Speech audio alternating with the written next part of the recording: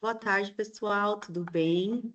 Então, a gente vai para mais uma oficina de escrita do PIBID, tendo eu como professora que vai ministrar essa escrita. A oficina de hoje, ela é pensada mais para uma escrita acadêmica, né? Então, resenhas, fichamento, artigos e até mesmo o relatório do PIBID de vocês. Então, essa é a proposta da nossa conversa de hoje. Essa reunião já está sendo gravada para ficar para vocês assistirem em outros momentos.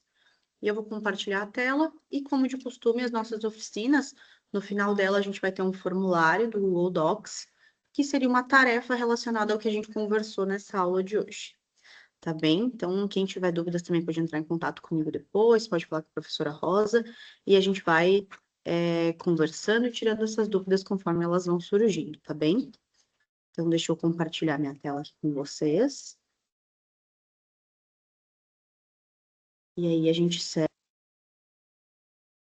a nossa oficina. Então, vamos lá. Então, gente, essa é mais uma aula do ciclo de oficinas de escrita. São 3 aulas no total. A quarta aula foi uma videoaula sobre o Lattes, né? Que foi o primeiro momento de encontro que a gente teve, que também foi uma aula gravada. E agora a gente segue para essas oficinas de escrita, né? Então, essa segunda aula a gente chamou de escritas acadêmicas. Então, sou eu, a professora Carol, que vai ministrar essa oficina com vocês também. Então, a gente começa aqui falando o que são essas escritas acadêmicas, como que a gente vai estruturar elas, como que elas vão funcionar, e é sempre pensando no funcionamento dessas escritas dentro da universidade para vocês, dentro das disciplinas, pensando nessa norma culta, nesse padrão de fazer ciência, tá? É óbvio que ao longo do curso vão ter professores que vão pedir trabalhos específicos de formas específicas, mas de modo geral, o padrão de escrita, a forma em que a gente justifica um texto, que a gente organiza as nossas ideias acadêmicas, baseado no modelo científico, elas vão estar aqui nessa aula de hoje. Então, primeiro, eu defino aqui, nessa aula, o que é essa escrita acadêmica, né? Então, ela vai ser a partir dessa forma de comunicação, de produção de textos claros, objetivos e bem estruturados, sempre baseados tanto em pesquisas quanto em evidências científicas. Então, essa escrita acadêmica, ela não vai ser baseada em achismos, nem na nossa opinião pessoal, mas sim pensada a partir dessas questões científicas mesmo, de evidências que a gente estudou, que a gente coletou, de autores que a gente vem lendo e estudando ao longo da graduação, para poder ter esse aporte de escrita. Qual que é o objetivo, né, dessa escrita acadêmica? O objetivo é compartilhar esses conhecimentos, de contribuir para essas discussões acadêmicas que a gente tem dentro do curso, que a gente vai ter em eventos científicos, que a gente vai ter na educação básica. Então, esse é o objetivo de uma escrita acadêmica, e é por isso que ela precisa ser padronizada, para que a ciência seja levada a sério e que ela seja feita de uma forma estruturada, porque senão qualquer um pode, entre várias aspas, fazer ciência. Então, é por isso que a gente precisa ter esse padrão de escrita bem estruturado. E aí, para isso, existem algumas características de uma escrita acadêmica, né? Então, a gente vai usar uma linguagem que é clara e ela é precisa, vai ter um estilo mais formal de escrita, então, a gente não vai ter abreviações, a gente vai ter objetividade com a nossa escrita. Então, os nossos argumentos, os nossos objetivos, eles vão ser estabelecidos a partir de evidências, não opiniões pessoais. E em relação à estrutura desse texto acadêmico, dessa escrita acadêmica, a gente tem que ter uma organização clara e lógica desse texto. A gente não pode começar dando uma opinião e depois fazendo uma conclusão e fechando esse pensamento. Não. Vai ter toda uma estruturação de como a gente vai construir esse texto acadêmico que a gente está planejando. E aí, gente, a minha primeira dica para vocês é o Manual de Trabalhos Acadêmicos da UDESC. Então, o nosso site da BU, que é a Biblioteca Universitária, ela tem muito material de como construir esses trabalhos dentro da UDESC. Então, eu convido vocês a olharem o site da BU e se estruturarem em relação a isso, e deem uma olhada principalmente nos trabalhos que são voltados aos cursos de graduação. Então, que trabalhos são esses, né? Tudo isso está no site da BU. É o trabalho de conclusão do curso, que é o TCC. São os relatórios de estágio que vocês vão fazer ao longo da graduação. São artigos no geral. São, por exemplo, esses relatórios do PIBID que vocês estão tendo que construir agora. Então, lá vai ter todo um modelo, vai ter toda uma estrutura que vocês podem acompanhar dentro do site da BU.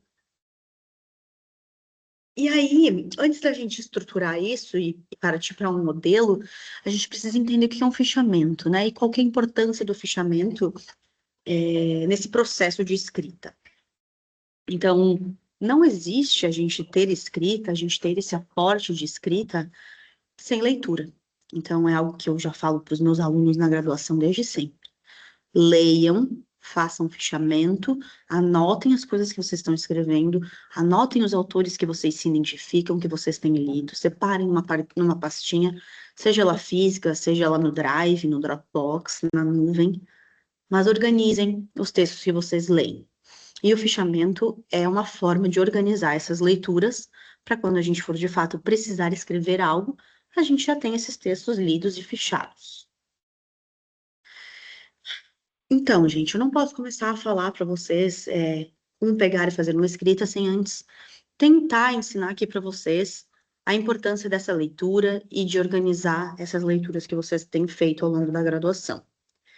É óbvio que a maioria de vocês ainda não está no TCC, mas se vocês estivessem no TCC, vocês já teriam uma temática de afinidade escolhida e os fichamentos voltariam para uma categoria específica, sei lá, por exemplo, educação inclusiva. Então, vocês já teriam alguns textos lidos em relação a isso. Mas como a maioria aqui está no início do curso, ainda não tem matemática definida, não sabe exatamente o que vai fazer no artigo do PIBID, não sabe exatamente o que vai fazer no relatório, vão guardando material de algo que vocês se identificam, das temáticas que vocês se identificam ao longo do curso. Seja ela da educação, seja ela de geografia física ou da humana, né? Mas não tem um material de vocês sempre organizado. Então, primeiro, né, o que é um fichamento? O fichamento ele vai ser um resumo detalhado de um texto que vai destacar as principais ideias desse autor. Então, você faz esse fichamento como você achar coerente, quer fazer por tópicos, quer fazer por citações. Eu tenho o costume de separar citações que eu acho relevante. E aí eu já coloco a citação, o recorte dessa citação, a página dessa citação e já boto a referência desse texto. Que aí, quando eu for utilizar essa citação, seja de forma direta ou indireta, já está lá, salvo, eu não preciso voltar no texto, já está organizado. Então, qual que é a importância desse fichamento? É facilitar essa compreensão de texto, auxiliar na revisão do estudo, então você não precisa ficar voltando sempre no texto, e vai servir como base para a gente discutir e fazer outros trabalhos acadêmicos. Então, como é que tem que ser essa estrutura, né, de um fichamento?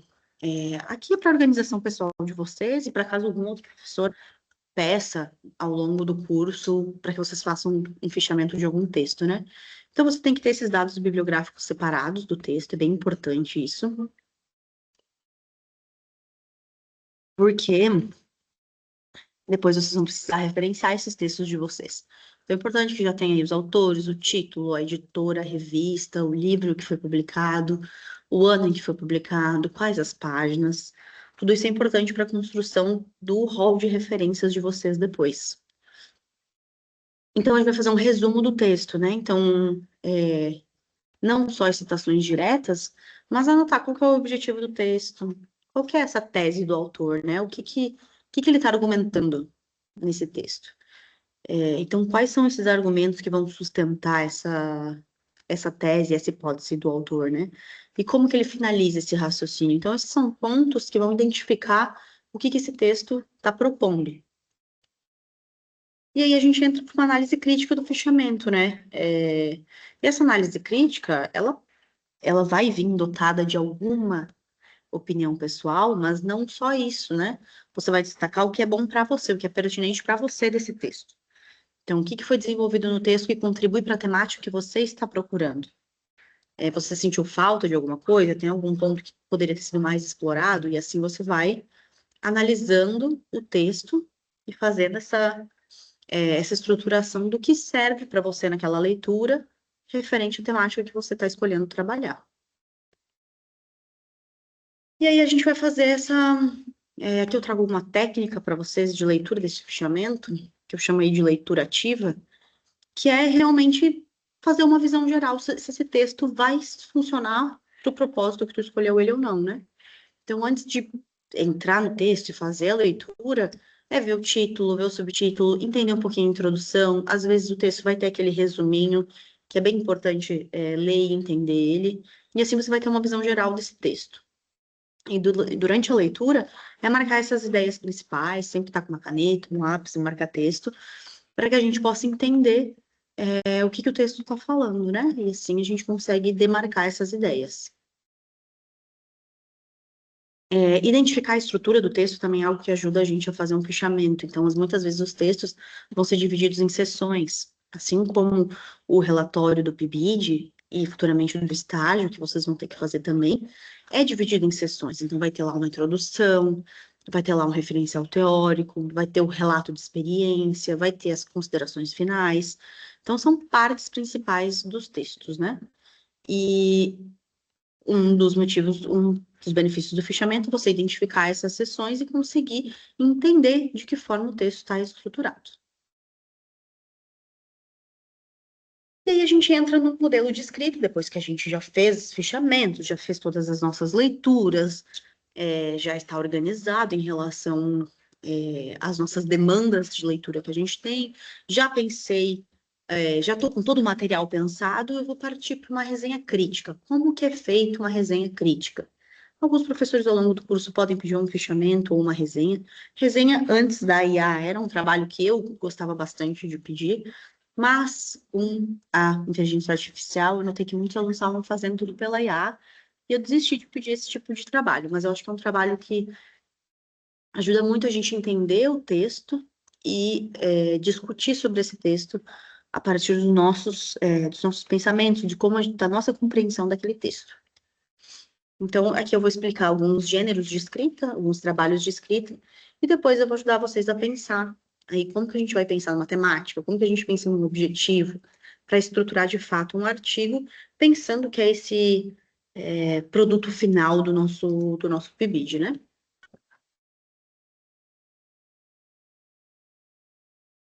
Então, vamos lá.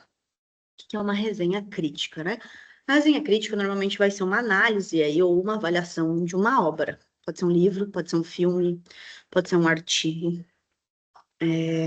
E vai apontar esses pontos fortes e fracos do artigo, dizer o que funcionou sobre esse argumento, o que não funcionou. Normalmente, uma resenha a gente vai fazer de uma única obra, um único artigo. Às vezes, o professor pode pedir que vocês comparem dois artigos para discussão, né? Então, qual que é o objetivo de um trabalho, uma resenha crítica, né? É dar essa visão argumentativa sobre o que a gente leu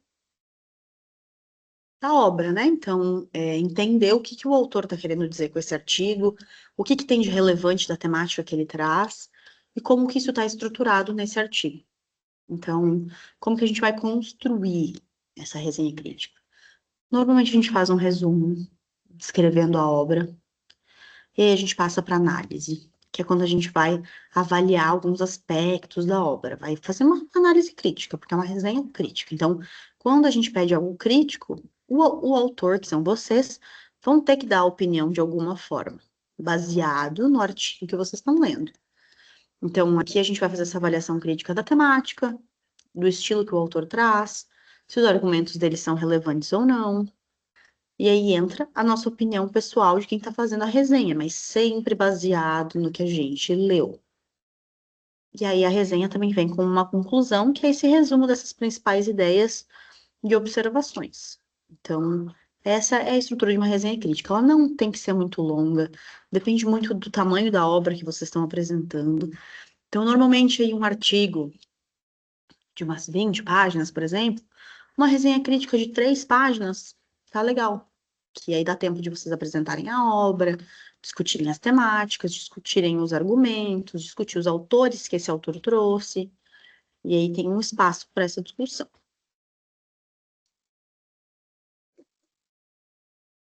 Vamos lá, então. Aqui eu trago bem desenhadinho para vocês a estrutura da resenha crítica, para vocês entendam como que a gente vai organizar isso, tá? Para que vocês tenham em mente de como é feita a estruturação. E nisso não estou falando da estruturação da BNT, que a gente vai entrar mais para frente nessa aula de hoje. Isso é realmente o conteúdo, e não a forma em que está organizado as palavras e o texto em si. Então, a gente vai ter aí de estrutura da resenha crítica uma introdução, quando a gente vai apresentar a obra, o nome do autor, o título, o contexto, em que revista foi publicado. Às vezes, muitas vezes, a gente tem que trazer o contexto histórico em que foi publicado. E aí a gente traz o objetivo da resenha. Não é o objetivo do texto, é o objetivo da resenha. Qual que é o objetivo de uma resenha? É apresentar e analisar a obra tal, tal, tal, tal. Então, sempre que vocês forem escrever um artigo, um relatório, um TCC, vocês têm que deixar claro qual é o objetivo de vocês com esse trabalho que está sendo produzido. Na sequência, a gente tem que ter um resumo da obra. Então, é fazer uma síntese desses pontos principais. O que que a obra vai abordar? Quais são os principais temas, argumentos? Que temáticas o autor trouxe? Quais são os principais pensamentos dele? Então, é realmente um panorama geral da obra. E aí, depois a gente vai para a análise crítica. É abordar a qualidade desses argumentos, a coerência, se faz sentido, se não faz, e o que vocês acharem relevante que foi abordado no texto. E usem exemplos da própria obra para apoiar as críticas. Então, como eu falei, vocês vão trazer aqui um peso pessoal? Vão, mas é sempre baseado no que vocês estão lendo. E agora a gente parte para a ideia do artigo científico. Gente, o artigo científico vai depender muito de para onde vocês estão fazendo esse artigo. Então, é para uma disciplina em específico. É um artigo para o PIBID. É um artigo para um e-book do estágio ou do PIBID. É um artigo científico para publicar em uma revista específica. Cada lugar desses vai ter as diretrizes de escrita. Então, o que eu estou falando aqui é num geral. Porque, por exemplo, vocês podem querer submeter o artigo numa revista X de educação, que vai pedir algumas especificidades para a construção desse artigo, um número X de páginas, um tamanho de letra específico. Normalmente está dentro da BNT.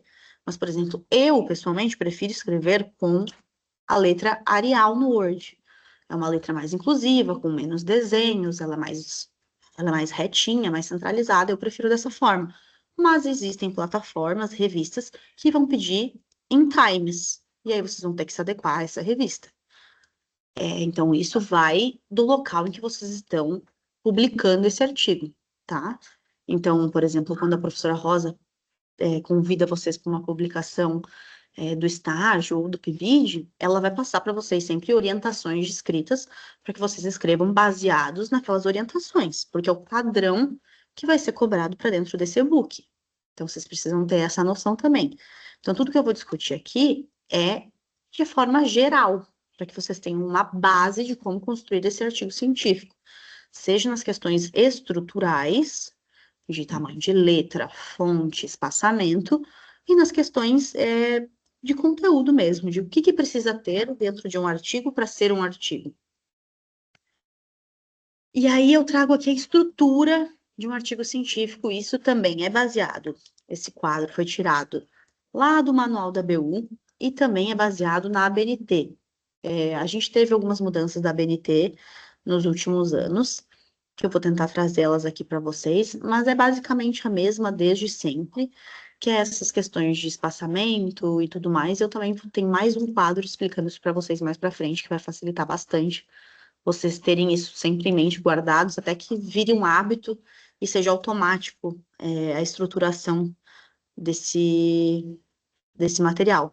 Porque assim, gente, eu tô cansada de pegar trabalho de fases finais do curso e o pessoal não conseguir nem justificar o texto, tá? Então, isso é bem importante.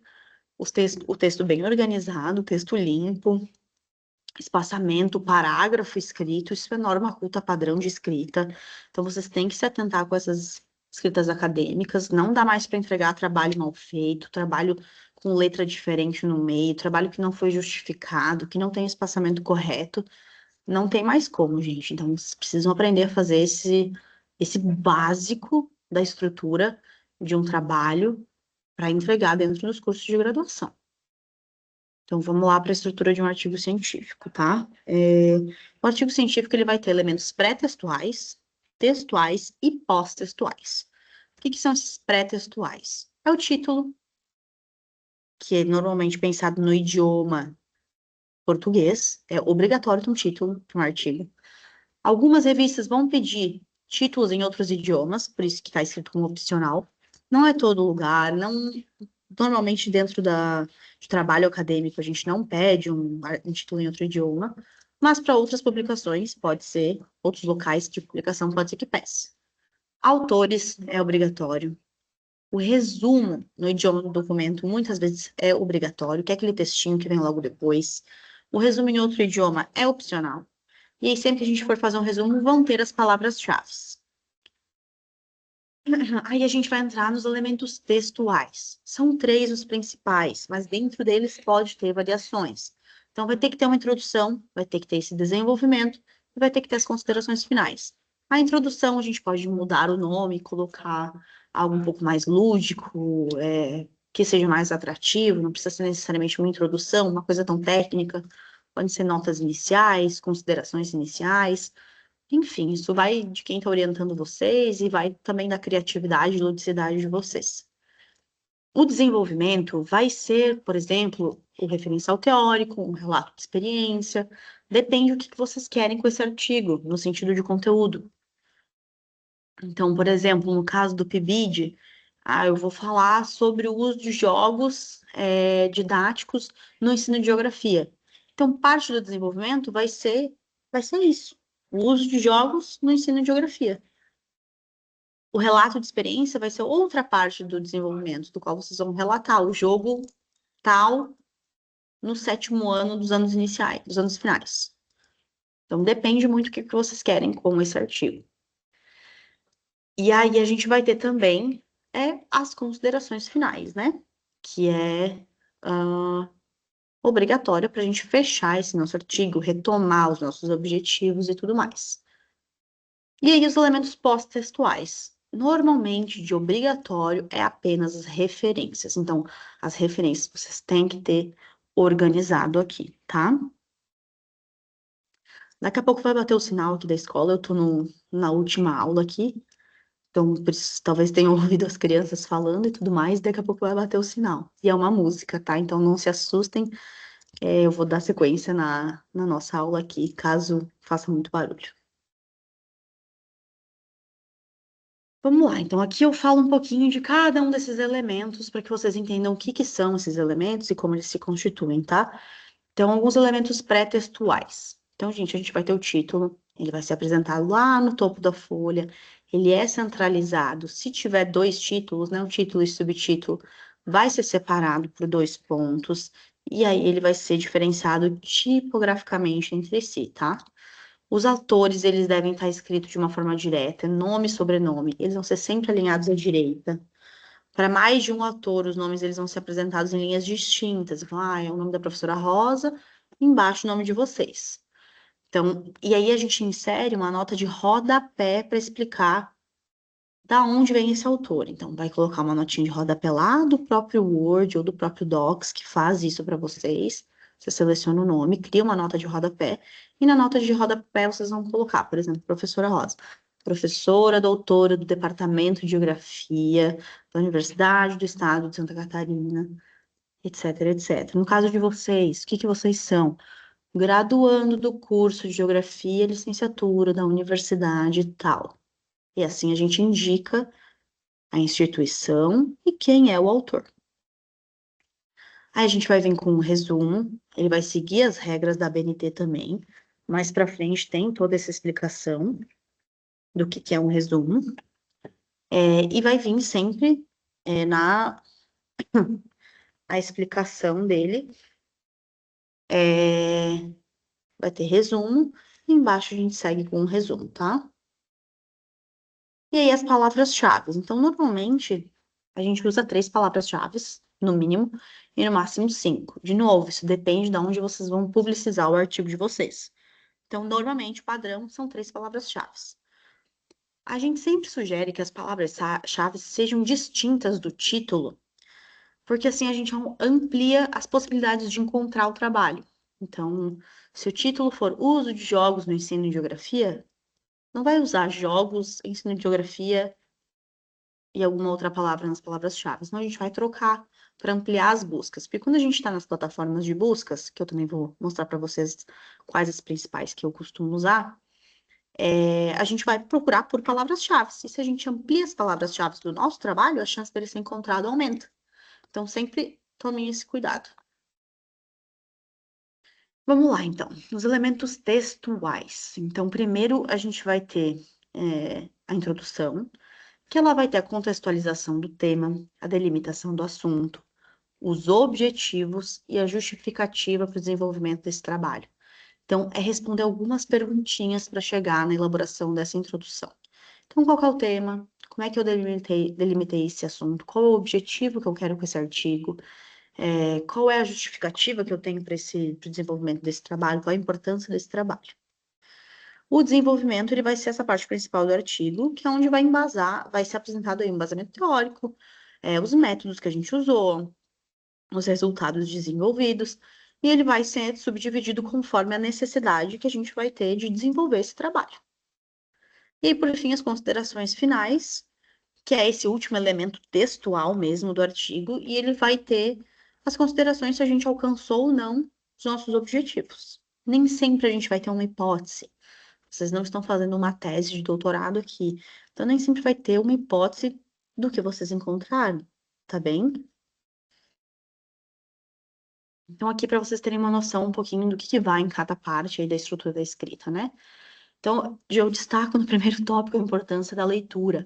Vocês não vão conseguir definir um conceito em matemática sem ter leitura. Então, vocês precisam ler, vocês precisam conhecer quais são esses conceitos, quais são essas categorias de discussão da geografia, quais são as temáticas que a gente trabalha, que temática casa com a situação que vocês viveram em sala de aula, que vocês querem relatar, o que que tem a ver isso, né? Então, vocês precisam ter leitura. Então, dentro da introdução, a gente vai ter o tema, a problemática justificativa, o objetivo e vai ter a metodologia, como que foi feito esse trabalho. E o desenvolvimento vai ter esse referencial teórico, esses conceitos e definições temáticas que vocês já leram, já definiram, vocês vão discutir eles ali nesse referencial teórico e um relato de experiência. Nem sempre vai ser pedido um relato de experiência, mas dentro do PIBID e do estágio que vocês viveram experiências ao longo desse período, são trabalhos que normalmente a gente vai pedir com relato de experiência. E aí entra para vocês os diários de bordo, os diários de campo de vocês, que são aqueles diários que a gente recomenda, que eu recomendei na última oficina de escrita, que vocês mantivessem, e recomendo para os estudantes do estágio que mantenham essas anotações do que vocês experienciam ao longo dos encontros do estágio do PIBID de vocês. E as considerações finais e as referências ao final. E aqui eu passo tópico por tópico de como que a gente vai pensar essa temática.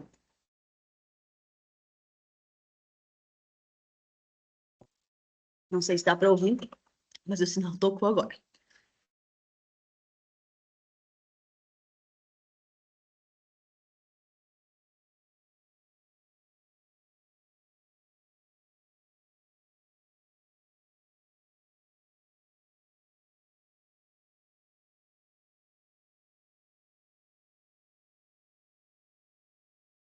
Trajetória de pesquisa, né? Quando eu estava na graduação,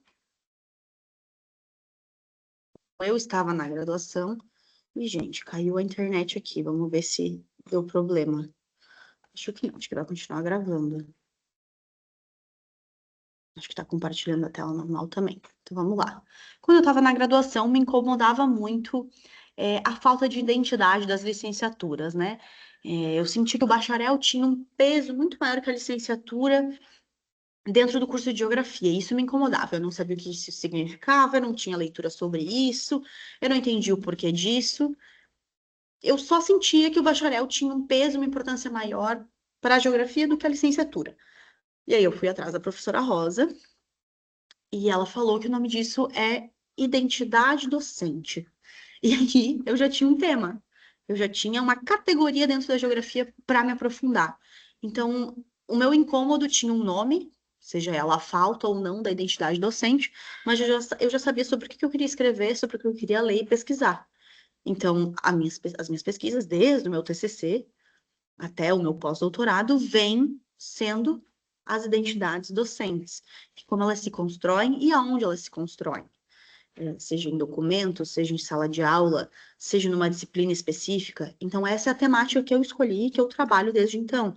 Não estou dizendo que para vocês tem que ser assim, até porque eu já li, pesquisei e escrevi sobre outras temáticas, mas essa é a temática da qual eu me apropriei ao longo desses 10 anos de pesquisa para poder estudar. Então, foi assim que eu escolhi o tema, por exemplo, que é todo um processo de definição.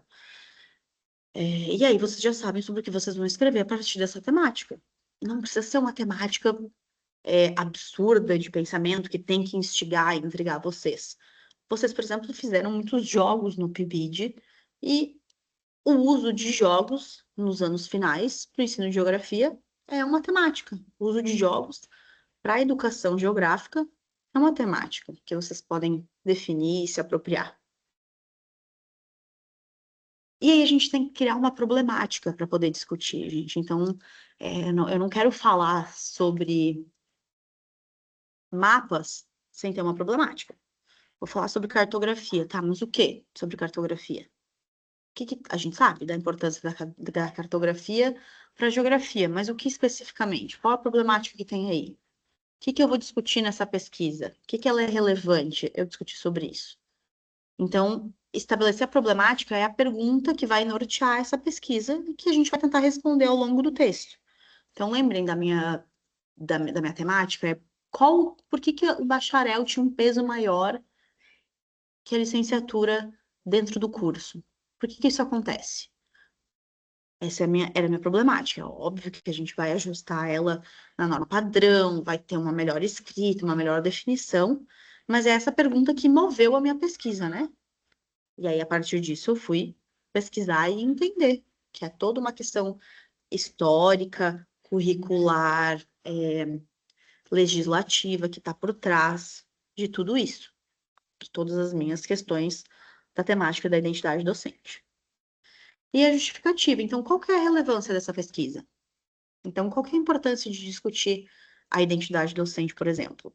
E aí eu vou justificar embasando em autores, não na minha opinião pessoal. A importância para discutir a identidade dos cursos de licenciatura é que a gente escuta sobre a educação, que a gente sabe por que os cursos de licenciatura acabam sendo cursos anexos ao bacharel, que não tem a sua própria identidade, isso impacta na qualidade desses cursos e na qualidade da formação inicial desses professores. Enfim, você vai com sua justificativa baseado em tudo que você leu até agora.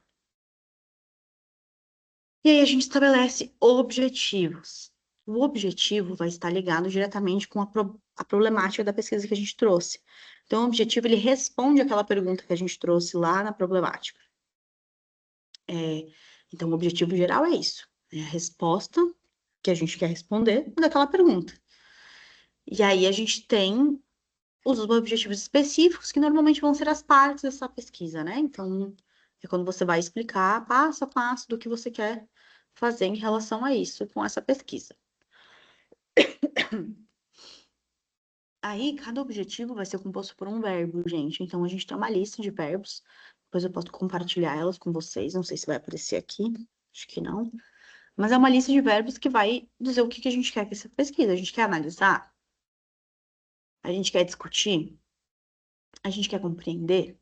A gente quer identificar?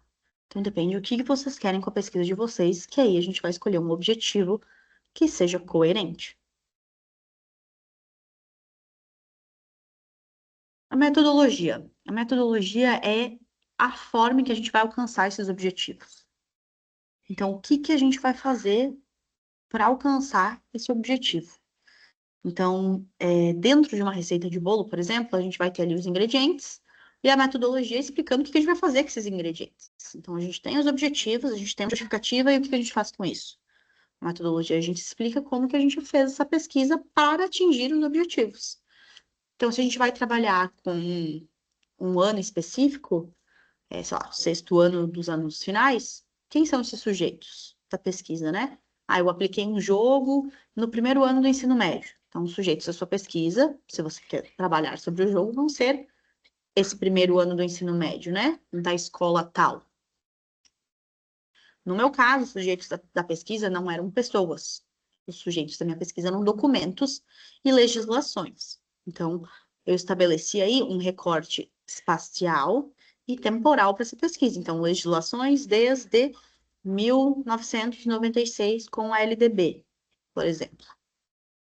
E aí a gente vai usar, dentro de um TCC, por exemplo, a gente tem um capítulo só destinado à metodologia, para explicar como que a gente vai trabalhar esse artigo, essa pesquisa, essa temática. Agora, dentro de um artigo, a metodologia pode ser explicada numa parte ali da introdução, que é quando a gente vai explicar como é que está organizado esse texto, esse artigo, quais são as partes e tudo mais. Não há necessidade de um capítulo só para isso. Aí a gente vai ter nosso referencial teórico. E é aqui que a gente vai ter as categorias de discussão, tá? E aí a gente vai discutir cada categoria dentro de um capítulo desse referencial teórico, as categorias que vocês elencaram como relevantes, né? Então, alguns exemplos que eu trouxe aqui é educação inclusiva, o ensino de geografia nos anos iniciais, as tecnologias digitais, pode ser algumas categorias básicas da geografia, como lugar, paisagem, território. A gente pode falar de formação docente, a gente pode falar de questões curriculares. Isso vai depender aí do que vocês pensaram para a temática de vocês. E aí a gente vem para o nosso relato de experiência, que normalmente num PIBID ou no estágio, ele vai vir baseado no diário de campo de vocês. Então, ele é mais um dos capítulos da pesquisa. Ele vai vir aí com um cunho mais pessoal, porque foi uma experiência que vocês viveram. E tá tudo bem. Aqui vocês não precisam necessariamente se basear num autor. É óbvio que vocês devem discutir com autores o que vocês viram a partir dessa descrição pessoal de vocês, que vocês desenvolveram tanto no estágio quanto no PIBID. E, de novo, é o caderno de campo, é o diário de campo, é as anotações de vocês, é as impressões de vocês. São os principais acontecimentos do estágio, do PIBID, são as principais atividades que vocês fizeram no estágio, no PIBID. Então, é a aplicação do jogo, por exemplo, é uma intervenção que vocês fizeram que foi marcante, que funcionou. É realmente o que mais te marcou que tu vai trazer. Não é relato do dia a dia de vocês no PIBID, mas sim o que mais te marcou nesse período ou nessa intervenção, ou nessa situação, ou nessa atividade. E aí a gente vai para as considerações finais, que é a retomada de cada capítulo da pesquisa, né? Então, a gente vai retomar principalmente nas considerações finais os objetivos, que é quando a gente vai evidenciar essas contribuições da pesquisa, né? O que deu certo até agora? Olha tudo que eu fiz e funcionou. Então, esse jogo que eu estudei, que eu apliquei, ele realmente deu certo?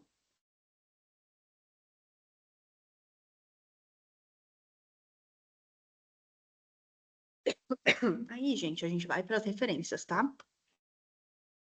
Esse elemento pós-textual de um artigo, né? Aqui eu tenho um exemplo de modelinho de referência que vocês podem dar uma olhada e copiar, tá? Hoje a gente tem plataformas que fazem as referências para vocês, vocês colocam as informações e ele gera a referência pronta conforme a BNT, o que é ótimo. Isso é uma inteligência artificial que é interessante de usar, porque vocês estão alimentando ela com a informação, elas só vão gerar estrutura para vocês. Então, é sempre o nome do autor, é, vai ser sempre alinhado à esquerda, não justificado, e o espaçamento ele é sempre simples, então todas as letrinhas juntinhas, e esse é o modelo, tá, gente? É algo que também vocês aprendem com o tempo e já pegam um esquema de como fazer já no automático. Aqui eu tenho alguns exemplos de referência, às vezes que é mais difícil da gente montar. O de um livro, por exemplo, a gente está mais acostumado a montar de artigos, né? Mas aí aqui eu trago os exemplos, essas normas técnicas também estão no site da BU da UDESC.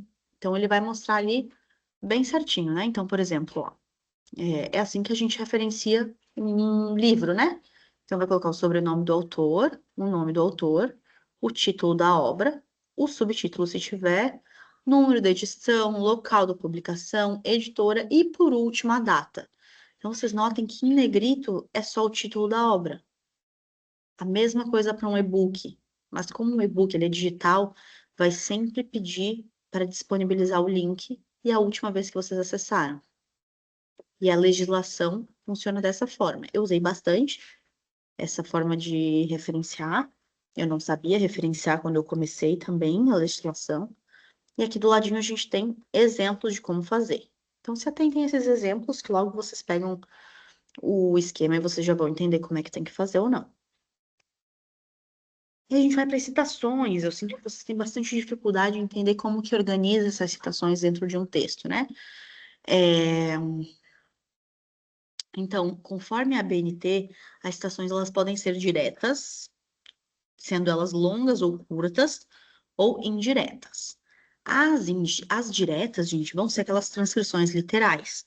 A gente vai pegar um pedaço do texto e vai usar ele na íntegra, sem alterar nada, sem mudar nada, tá certo? E as indiretas é aquela em que a gente vai reproduzir ideias do autor, mas com as nossas próprias palavras. Então, a gente vai discutir sobre o que o autor está falando e a gente vai referenciar ele. Aqui eu trago uns exemplos para vocês também. Então,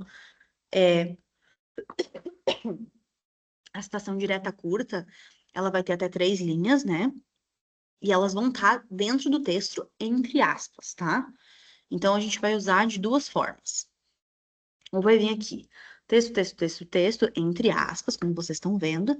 E quando a gente finalizou esse pensamento, a gente vai pôr entre parênteses o sobrenome dos autores, o ano e a página em que ela foi tirada.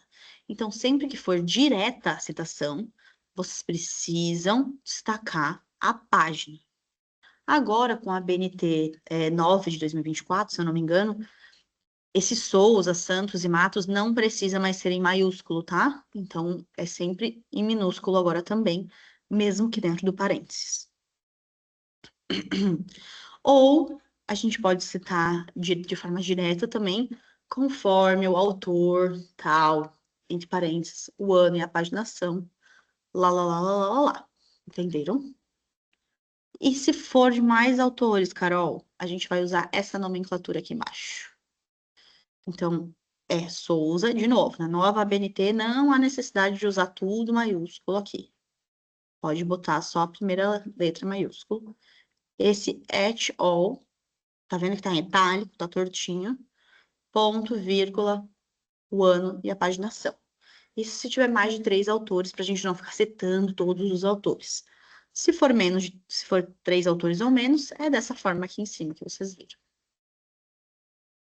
Vamos lá. E aí a gente tem as longas, que é quando a gente pega um pedaço um pouco maior do texto, né? Então, como é que vai ser destacado? A gente vai fazer um recuo de 4 centímetros à esquerda, com uma letra um menor. Então, usei no meu texto letra 12, uma letra menor vai ser o tamanho 11. Se for tamanho 11, vai usar tamanho 10. Assim por diante, tá? O espaçamento delas é 1, mas entre elas 1,5. Tá? Então, entre aqui é 1,5 e aqui é 1,5, mas entre elas é 1. E aí vai ser feita da mesma forma, a gente ou vai colocar o nome do autor depois, ou vai colocar de acordo com tal antes, assim como tá aqui no exemplo. Aí a gente vai para as indiretas, que é aquelas em que a gente não vai copiar um trecho na íntegra do texto, né? A gente vai discutir sobre. E aí a gente não vai por aspas.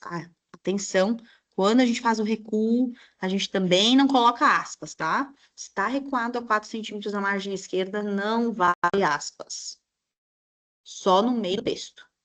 Nas indiretas também não vai aspas, porque você está discutindo a ideia de um autor, não está copiando ela na íntegra. Mas igual a gente tem que referenciar, e aí a gente referencia da mesma forma. De novo, na nova BNT não há necessidade de ser maiúsculo aqui. E mais de 3 autores é o mesmo esquema. E aí eu trago essa outra tabela que é muito importante, imprimam, colhem na agenda, colhem no caderno. Não sei, gente. Deem um jeito de ter ela sempre com vocês, porque ela vem também aí do Manual de Trabalhos Acadêmicos da UDESC. Ela é bem importante, ela vai ter essa apresentação gráfica de um artigo científico, de uma resenha de um TCC, tá? Então, ela fala aqui do tamanho das margens, da fonte que vai ser usada, do espaçamento que tem que ser usada nos elementos, tá? No alinhamento de cada coisa, ó, título, autor, corpo do texto, no formato dos parágrafos e na paginação. Então, acompanhem esse manual de trabalhos, guardem essa tabelinha, que ela é bem importante, para vocês entenderem a apresentação gráfica dos trabalhos. E é isso que eu falei que não dá mais para os professores receberem na graduação, trabalhos em que a apresentação gráfica não esteja coerente conforme a BNT. Isso aqui é o que vocês têm que saber desde o início do curso. E aí, como que eu vou encontrar leitura e referência? Como que eu faço isso? Gente, eu uso alguns sites aqui, vou mostrar alguns deles para vocês, mas depois vocês podem clicar também em cada um deles aqui, que ele vai levar vocês para os sites. O meu principal é o periódico da CAPES, vou compartilhar a guia aqui com vocês para vocês verem. Então, aqui vocês vão encontrar qualquer artigo científico, então vamos lá. Identidade docente e PIBID, já está aqui uma das minhas pesquisas.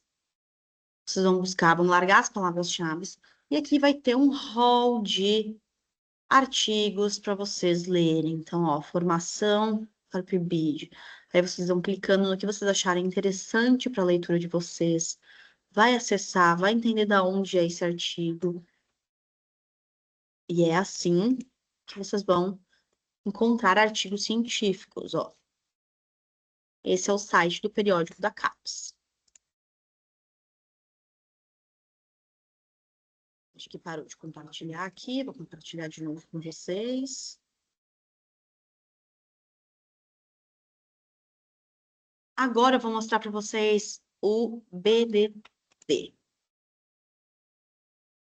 eu ver se ele vai abrir. Aqui, compartilhar esta guia. Vamos lá. Essa é a Biblioteca Digital Brasileira de Tese e Dissertações. Então, sempre que vocês querem encontrar um trabalho maior, uma tese, uma dissertação, é nessa plataforma que eu recomendo utilizar. E é no mesmo esquema. Vai descer, vai pesquisar, identidade docente. Vai buscar. E aqui vai dar todas as teses e dissertações que estão nesse banco de dados para a gente entender. Então, a profissionalização docente, identidade e crise, e vai ter aqui. No caso, esse aqui foi publicado em 2006, é um pouco antigo, então vão procurando sempre trabalhos mais novos para fomentar o debate de vocês. Às vezes a gente não encontra, dependendo a pesquisa que a gente faz, mas tentem focar. Essa aqui já é de 2022, tem toda a ficha catalográfica disso. Isso aqui é, por exemplo, da Universidade Federal do Rio Grande do Norte. Não estou achando que isso é uma tese ou se é uma dissertação, aqui é uma tese. Então, vocês vão poder clicar e acessar direto no repositório principal. Vou fechar aqui, acho que também parou meu compartilhamento, vou de novo.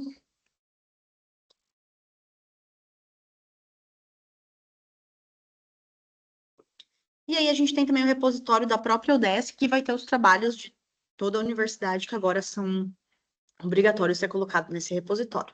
Então aqui vocês podem explorar, depois dar uma olhada no que faz sentido para vocês. E o próprio Google Acadêmico é ótimo também, gosto de pesquisar alguns materiais ali.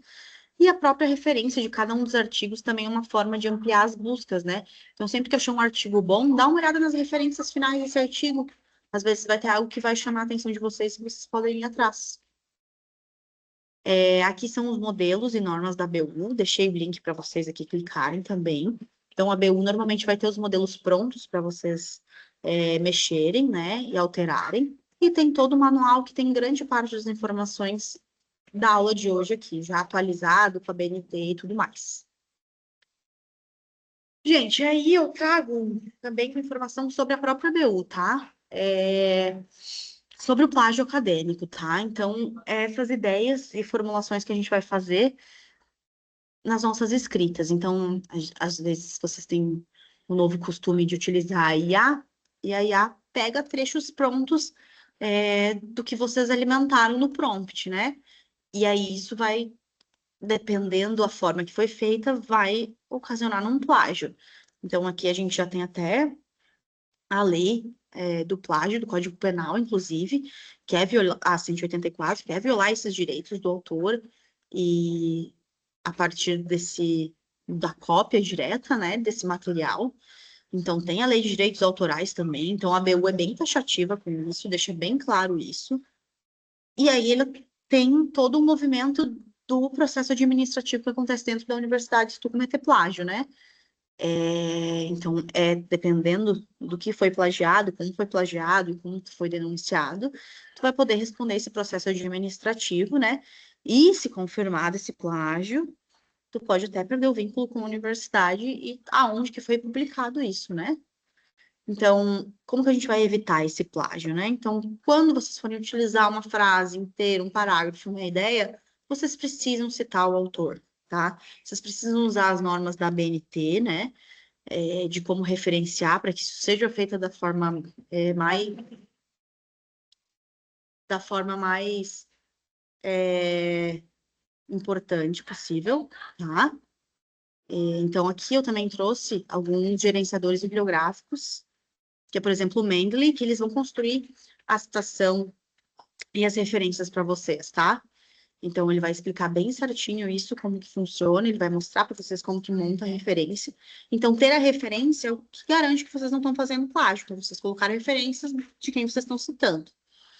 E a própria BU, ela ajuda bastante com essas tutorias e oficinas, eles sempre têm essas informações, então sempre que vocês tiverem alguma dúvida, além do pessoal ali do laboratório, vocês podem procurar a ABU para ajudar vocês nessas questões. Pessoal, e aí a gente já vai finalizando e vai pensando na nossa atividade de escrita, que é esse planejamento do relatório final do PIBID.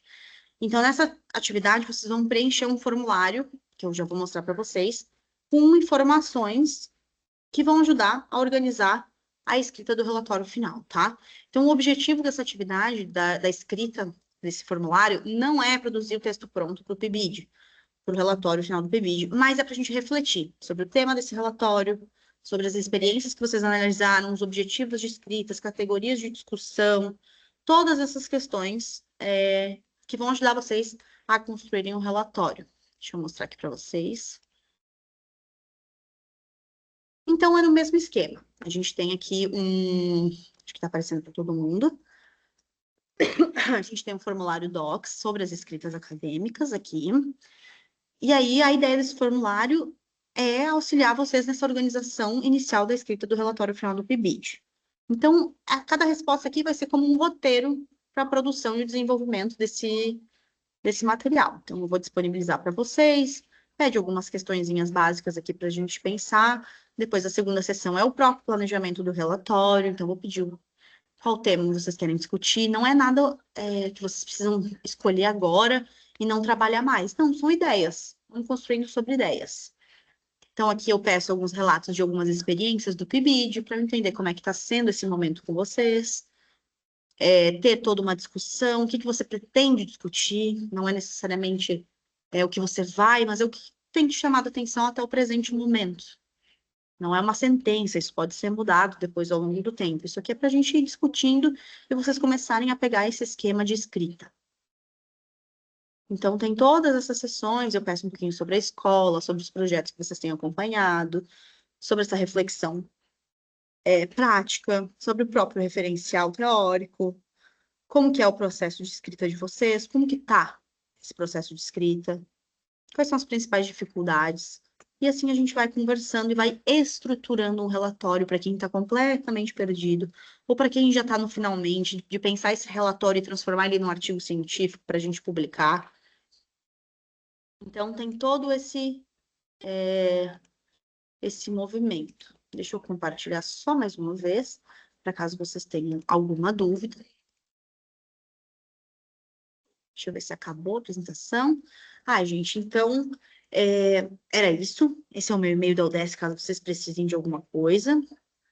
carolina.michelin@udesc.br. Eu vou parar de compartilhar aqui, para a gente já conversar sobre. Então, gente, era isso na nossa aula de hoje, era pensar um pouco essas demandas de escrita e a forma em que vocês estão escrevendo e que vocês estão lendo, e já começar a estruturar esse relatório. tudo que a gente falou aqui pode servir também para o estágio, vai servir para o PIBID, para o artigo do PIBID, para o relatório do PIBID, e aí vocês vão vendo o que cabe para vocês, a gente está à disposição para tirar dúvidas, para pensar todas as situações em que vocês demandem para a escrita desse relatório. Eu espero que tenha ajudado. A gente tem mais uma oficina na semana que vem, que eu já vou deixar prontinha para vocês, que vai ser sobre a construção de planos de aula. E aí, não é mais pensando o relatório do PIBID em si, mas é pensando a prática docente em sala de aula de vocês. Então, é para ajudar tanto no PIBID quanto no estágio, e pensar um pouquinho na elaboração desses materiais metodológicos para a organização em sala de aula de vocês. Tá certo, gente? Então, qualquer dúvida, estamos à disposição. Espero que vocês tenham aproveitado. Espero que seja útil. Ela vai ficar gravada para sempre que vocês precisarem acessar, acessarem. Eu vou disponibilizar o material em PDF para vocês e também o link para que vocês possam preencher o formulário. Tá bem? Eu fico no aguardo das respostas de vocês, então. Bom dia, pessoal.